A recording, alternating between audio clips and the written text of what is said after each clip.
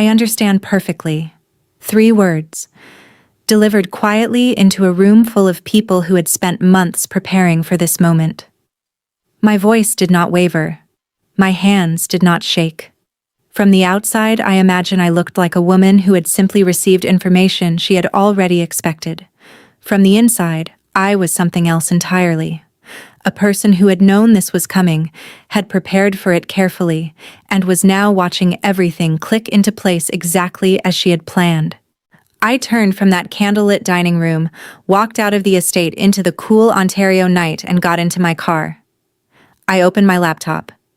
And what I did in the next 25 minutes is something the Holloway family will never forget for as long as they live. But to understand what happened that evening in Niagara-on-the-Lake, you first need to understand who Claire Chen was before she became the woman that family chose to dismiss. Stay with me until the very end. And if someone has ever looked straight through you while depending completely on everything you built, hit subscribe. Because this story is for you. My name is Claire Chen. I grew up in Scarborough, the kind of neighborhood where nobody waits to be discovered, and nobody hands you a thing. My parents worked long hours for modest returns and never once complained about it in front of me. What I inherited from them was not money. And it was a particular quality of attention, the ability to see exactly what a situation required before anyone else in the room had noticed there was a gap. I built my career on that quality. I built my life on it. And eventually, I built Elevate Concierge on it. Starting from a 1-bedroom apartment with a laptop and a list of contacts I had spent 3 years earning. Within 5 years, Elevate Concierge was the most requested luxury concierge service in the country. Private travel, impossible reservations, curated experiences for people who could afford anything and expected perfection. Every detail handled before the client thought to ask. I built that company alone, and I built it from nothing. Which makes what this family did, and what I did in return, all the more remarkable to look back on now. I met Daniel Holloway at a private art auction I was overseeing in October. He moved through the room with the ease of someone who had never needed to rush. He found me and said, "You clearly have extraordinary taste. Are you responsible for all of this?" I told him I was. 14 months later, he asked me to marry him. I said yes, and I meant it. What I did not grasp then was that saying yes to Daniel meant saying yes to a family that had already decided something about me I would spend 6 years uncovering. Something felt wrong from the moment I shook Margaret Holloway's hand. She looked at me with the expression of a woman performing warmth while feeling nothing behind it. "Daniel tells me you have a little travel business," she said. "How wonderful that you have made something of yourself." I smiled and said very little. I told myself first impressions were unreliable. I was wrong about that.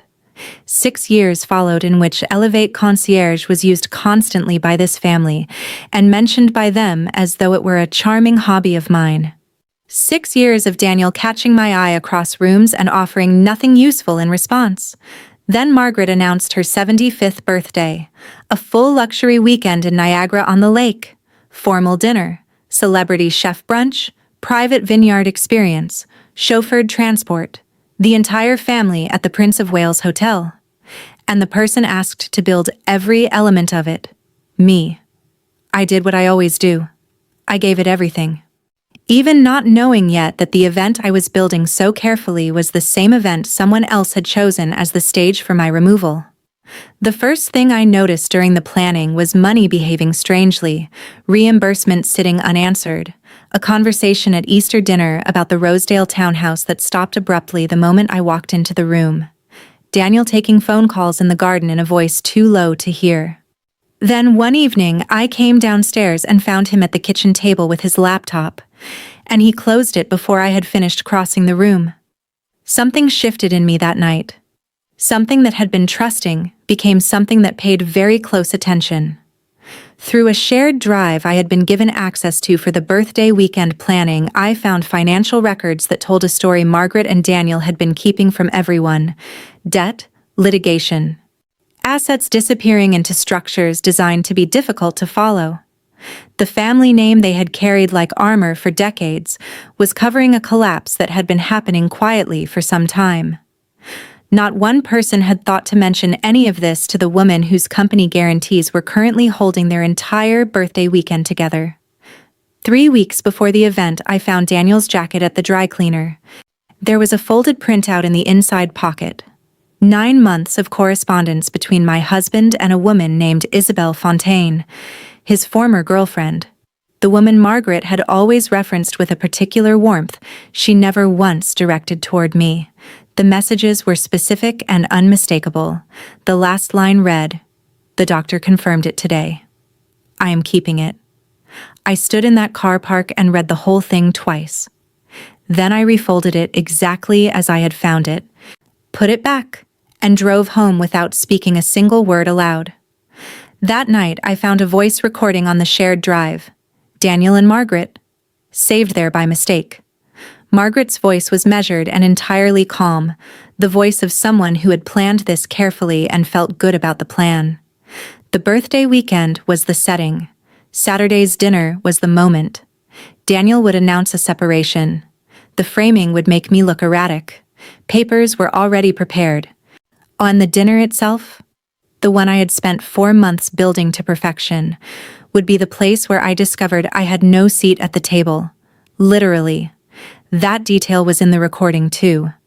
I photographed everything, saved every file, closed the laptop. Then I sat in my kitchen without turning the lights on. I am not sure how long.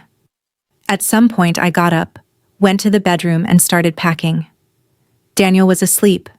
I packed carefully and quietly, and I did not wake him. The next morning we drove to the wine country together, and I watched the road the whole way. I have thought many times about that drive. 2 hours with Daniel beside me talking about the weekend ahead, his mother's excitement, the vineyard, the dinner, while I looked out at the highway and kept my face completely neutral. Looking back now, I can see how strange that must have been. The woman sitting next to him had already read the voice recording, had already photographed the emails and the financial documents, had already understood exactly what was waiting for her at the end of that drive. And she was sitting there, nodding pleasantly and asking about traffic. There is a kind of stillness that comes over you when you have already processed the worst of something. When the shock has passed, and what is left is just clarity. That was the drive to Niagara-on-the-Lake. We pulled into the Prince of Wales Hotel on a Friday afternoon. I watched Margaret step out of the lead car and look at the entrance the way she looked at everything I had ever arranged, searching immediately for the thing that was not quite right. "The suites face the car park," she said before she had even stepped inside. I told her the vineyard view rooms were actually the premium option. She dismissed this with a small wave and walked through the door. 6 years. The same gesture. I carried my own bags inside and thought about preparation. About how the most powerful position in any situation is the one where you already know the ending. Looking back, I see that weekend differently now than I did while I was living through it. At the time, it felt like endurance. Now I understand it was inventory. Every deliberate slight telling me exactly what I was dealing with and exactly what I needed to confirm. The first day, a private wine tasting at one of the estate vineyards I had personally sourced and contracted. And the Holloway family attended without mentioning it to me. I saw the photographs that evening on the phone of Brooke, Daniel's younger sister. Everyone relaxed and laughing against a backdrop I had spent weeks arranging. I said nothing. I asked Margaret whether she had enjoyed the Pinot. She said it was passable. The second day, a family breakfast for which the table held no place for me. Daniel said they assumed I would want the morning to sleep. I smiled and spent those hours on the phone with vendors, the chef, the floral company, the wine merchant, the transport coordinator. Confirming everything, making sure every booking that existed for that weekend existed because of me and was accessible through one place only, my platform, my login, my name. The third day, Brooke introducing me to a family friend as Daniel's wife who organized all of this, gesturing at the hotel the way you gesture at a backdrop. Not the person who made it possible. The scenery. I noted it. I noted all of it. The morning of the Saturday dinner, I completed my final walkthrough of the estate. The main dining room was everything I had specified. Candlelight, white peonies, the vineyard visible through the glass, still catching the late afternoon amber. 80 place settings arranged precisely as I had designed. I was coming back through the upstairs corridor when the library door, slightly ajar, let through a sound that made me stop moving entirely. Margaret's voice. She was not shouting. She never needed to. Completely unhurried. She was running through the final sequence with Daniel. "The flower arrangement goes where her setting was," she said. "If anyone asks, it was a space issue. You know how to handle it if she reacts. Let her make a scene if she wants to. That is the whole point." I stood there and let the full weight of it arrive, not the surprise of it. I had known since the recording. The full weight of it. 6 years distilled into one sentence. Let her make a scene. That is the whole point. I straightened up, walked back to our suite, opened my laptop, and spent 90 minutes doing the quietest, most methodical work I have ever done. The birthday dinner began at 8. I arrived in my cushiony gown, every detail exactly placed. The estate was beautiful. Everything working precisely as arranged. I crossed the dining room toward my seat. My place card was there, Claire Holloway in the calligraphy I had personally approved 3 months earlier, propped against a large floral arrangement positioned exactly where my chair, plate, and glass should have been. The setting itself had been removed entirely. Just flowers and my name leaning against them, floating above a deliberate absence. I stood at that spot for a moment. Around me, the room settled into itself, guests finding seats, conversation building, the normal sounds of an event beginning. Nobody looked at me. That was also deliberate. Daniel glanced up. The expression was one he had clearly rehearsed, a slight raising of the shoulders, a small apologetic tilt of the head. "The table has run a little long," he said. "You understand." Someone at the table made a quiet sound that was not quite a laugh. I recognized it. The sound of people who knew. I picked up my place card, held it, read my own name, set it back down on the floral arrangement facing outward where the whole table could see it. "I understand perfectly," I said. My voice was level. My face was composed. And I walked out. Not hurrying, not making a scene. Moving with the particular calm that belongs to someone who has somewhere specific to be. I walked through the estate, out into the night air, and got into my car. Laptop on the passenger seat. Elevate concierge, already loading. And if you remember where I began telling you this story, sitting in a car park with 25 minutes and a platform that held everything together, this was that moment. This was where it started. Every suite reservation for the Holloway family. Every table at the Saturday dinner beyond what the estate was covering directly. Every transport booking for Sunday morning. The celebrity chef arrangement for the brunch.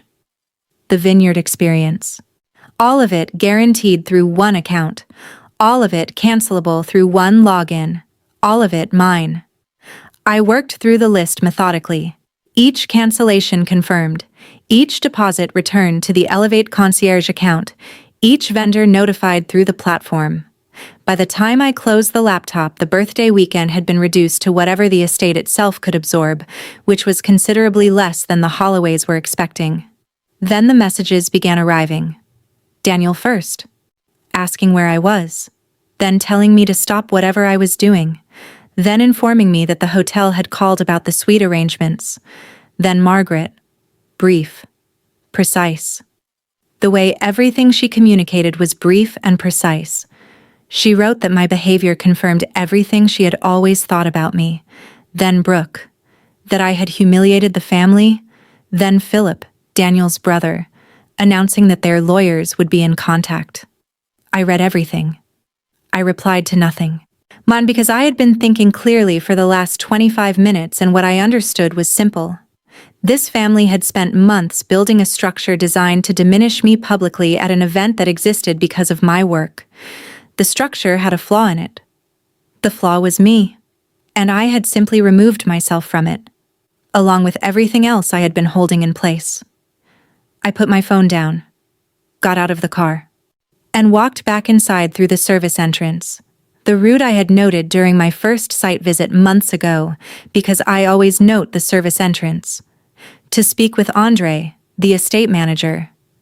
I gave him an envelope. Inside was written confirmation that the Elevate concierge guarantee on the evening had been withdrawn and that any outstanding costs would need to be settled directly with the Holloway family before service continued. Andre is a professional. He took the envelope. He looked at me with a very particular expression. The expression of a person in hospitality who has seen many things and understood immediately what this was. Then he walked toward the dining room. I found a position near the entrance where I could see the Holloway table clearly, and I watched.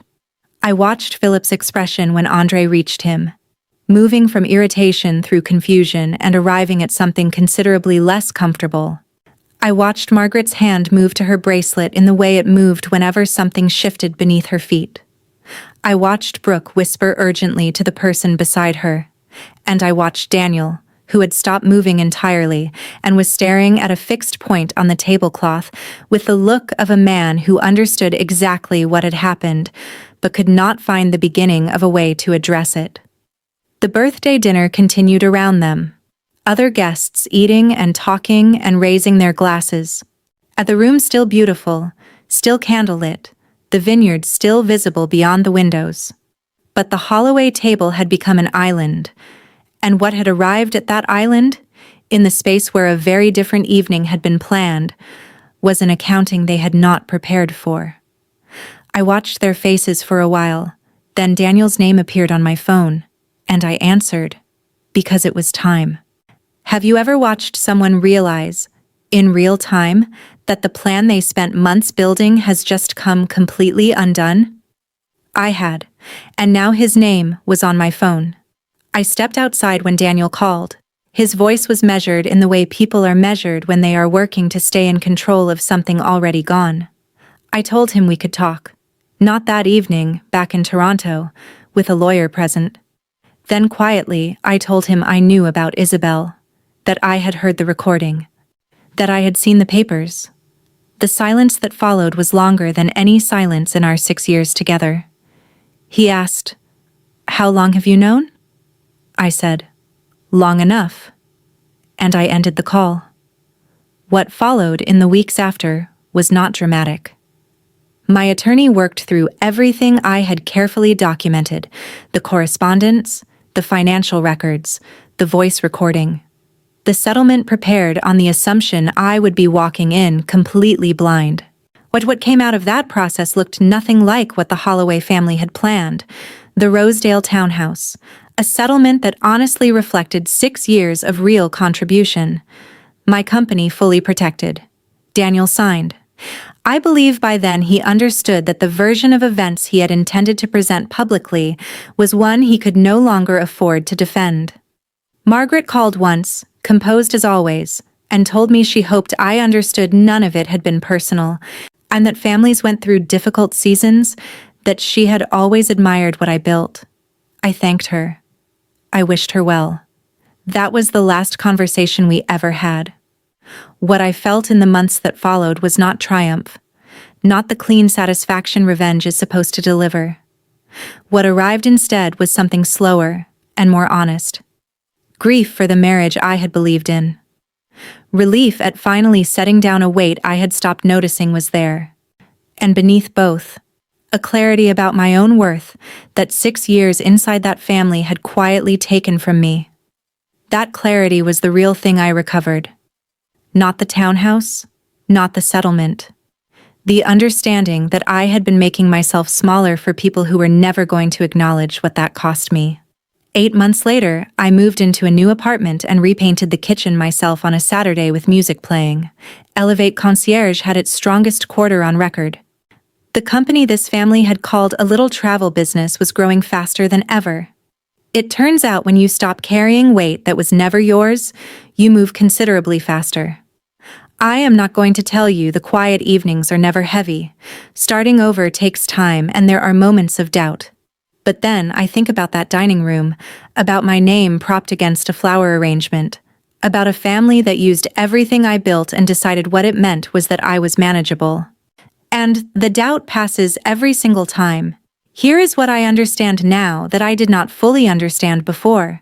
The people who dismiss you are almost never doing so because they have accurately assessed you. They do it because it is convenient. Because keeping you small requires less adjustment from them than acknowledging who you actually are. The most dangerous thing, the thing that nearly happened to me, is when you begin to agree with their version of you.